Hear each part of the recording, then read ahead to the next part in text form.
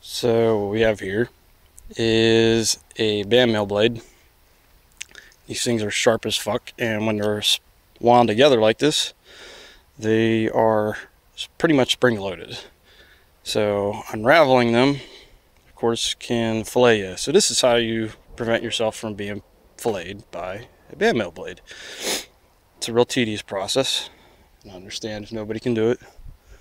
I mean, I'm not gonna lie whenever I say that I'm the best there ever was.